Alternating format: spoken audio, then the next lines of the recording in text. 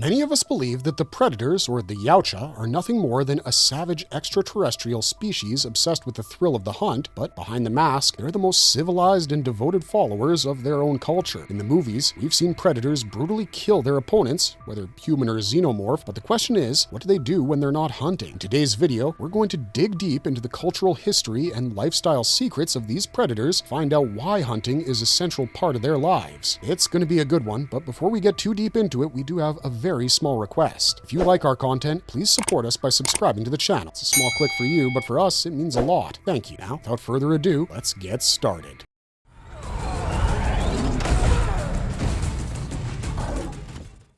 The sacred hunt, predator religion. Hunt and battle are not the only things that define Yautja society, they are surely the most crucial parts of their lives. Yautjas don't fight their enemies to survive, they fight because hunting is a holy ritual for them. It's the most valuable tradition of their community and an enjoyable sport. The tradition of hunting has some strict honor codes, or Yautja codex, that these predators must follow, as they believe that those who strictly follow these ethics will be claimed by their god, or the ancestors, and then be able to join the afterlife. The Yautja codex includes holy rituals such as the first hunt and the blooding ritual, among others. They're not allowed to break the moral code by attacking an unworthy opponent or an unarmed individual for their first hunt. Some theories even suggest that if they fail to beat their opponents, they sometimes kill themselves in an act of honorable suicide. Aside from these rituals, predators also have their gods and deities, and one of the most powerful and superior deities among them is Black Warrior, who's like a harbinger of death. But death doesn't intimidate these predators, as they embrace it with open arms. One of their holy rituals involves honoring the deceased and fallen members of their clan before and after they begin a battle.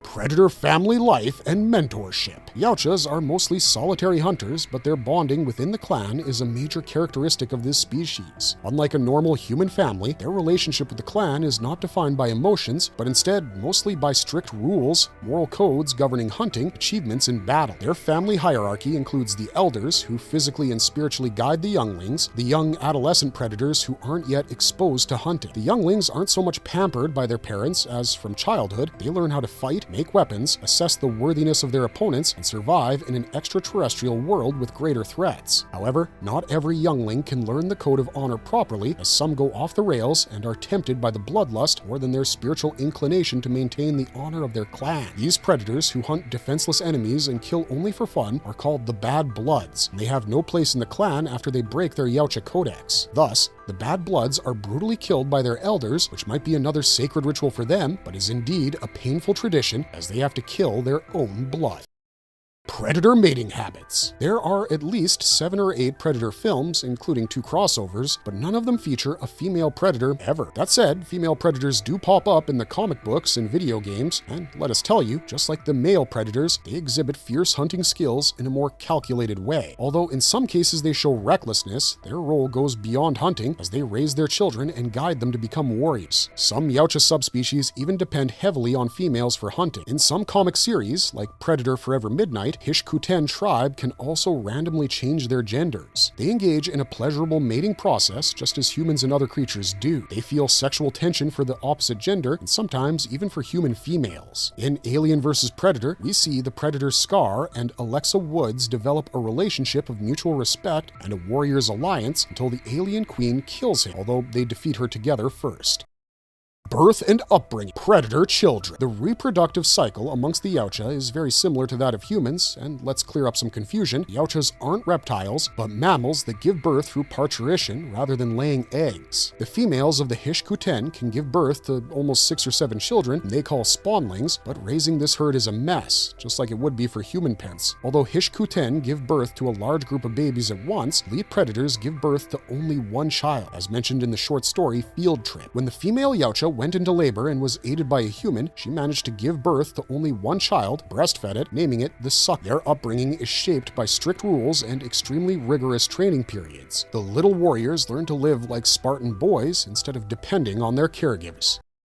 Predator living quarters and architecture. The Yautja primarily live on the predator homeworlds, which may consist of many other planets inhabited by the Yautja. However, the origin planet is Yautja Prime, where the predators live in isolated quarters built with advanced technology. Their aesthetic is maximalist, with often grandiose architecture. Their quarters are mostly filled with workbenches and trophies from their previous hunts. Some of them live in small and simple quarters on board ships where they can get everything necessary within reach. And by necessary, we mean their weapons, which are safely kept inside a separate compartment within their homes. Despite advanced technology, some theories suggest that certain Yautja subspecies live in huts made of clay and mud, as in ancient times. Some Yautjas also use pyramids as hunting grounds. In Alien vs. Predator, we learned that the predators were considered gods by humans, used to sacrifice themselves as hosts for the xenomorphs, so that every 100 years these hunters could return to Earth and hunt the aliens at the pyramids.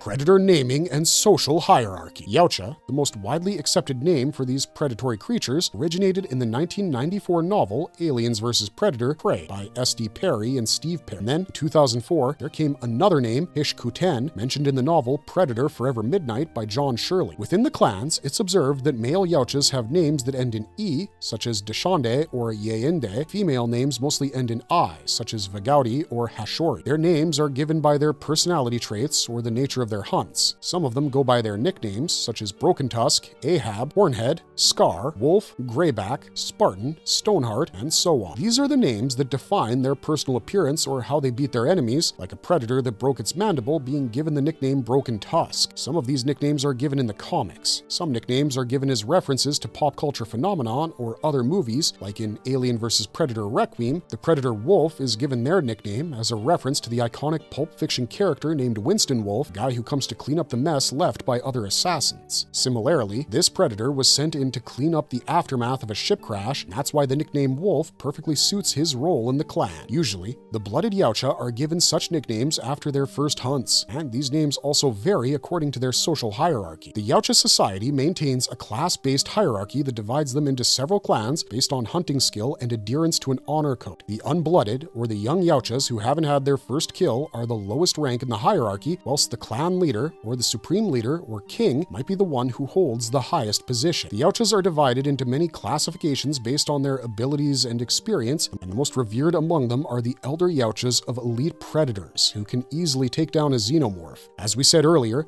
bad blood are those who fail to honor their ethical code in hunting, and thereby become excluded from society. Predator language and communication. Neither in comics nor film have humans fully deciphered the Yautja language due to its complexity. They communicate primarily through sounds, like hissing and roaring, which are very intimidating and effective for scaring opponents, especially humans. While we fail to understand what they're talking about, they can understand human sounds and speech. They can also mimic them, proving them to be a highly intelligent extraterrestrial species and extremely potent enemies for humans. They also have a written language of their own, as seen in the comics, where some symbols, numbers, and letters were inscribed in their gauntlets that we couldn't decipher. However, given the fact that they're highly spiritual beings, these gauntlets might carry some of the names of their deities or the names of deceased ancestors to honor. Rituals of blooding and warrior rites. Heavy, strenuous physical training, along with mental preparation, is the most important thing for a Yautja's existence. Yautja children learn to fight from a very young age when they're unblooded. They learn the craft of stealth and agility, which are very necessary for a Yautja to win their combats. The ritual of the first hunt requires the young predators to kill a worthy combatant, like a xenomorph, mark themselves with the blood of their first kill, known as the blooding ritual, which would officially make them an adult in the clan. However, the extreme level of training and combat with the xenomorphs sometimes takes a toll on them, and many of the unblooded young ones are brutally killed during their first hunts.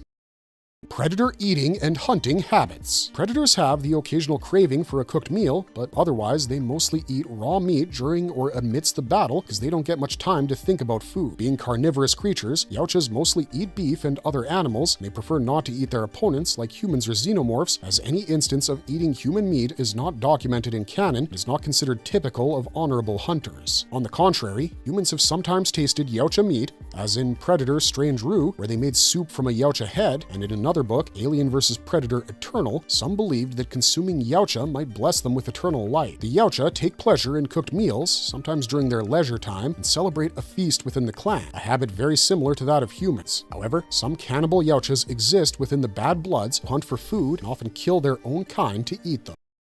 Predator socializing and entertainment. We do believe being a predator is more exciting than being human because they know how to party. They participate in gladiatorial-style fights to get entertained. Although these fights are nothing serious, they may cause minor injuries. Many times, they've teamed up with humans to take down a xenomorph. Their ritual of greeting before the hunt makes them an extremely civilized race, as no matter who their opponent is, it is in their custom to greet and honor the hunt before starting the battle. In some instances, like in The Predator from 2018, the fugitive predator's thumbs-up gesture, the Yautja's laugh, suggests that they have a good sense of humor and often share dark jokes.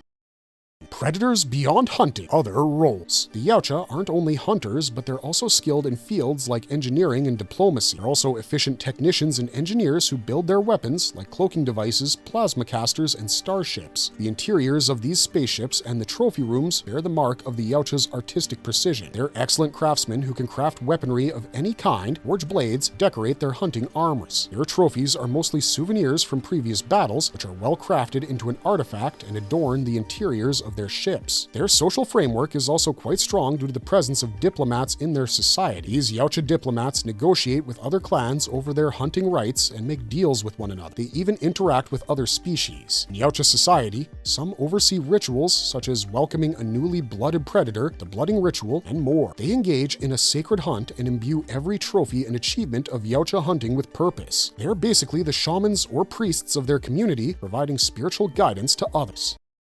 Space exploration and inter-clan relations. Not just hunting on their homeworld, Yautjas often venture into space to hunt on suitable planets with other species. They explore space and other planets to look for more formidable opponents for the hunt, and that's how they found Earth and the humans, whom they consider worthy opponents. Through these expeditions, they gain knowledge of many other species on other planets and acquire experience by engaging in battle with them.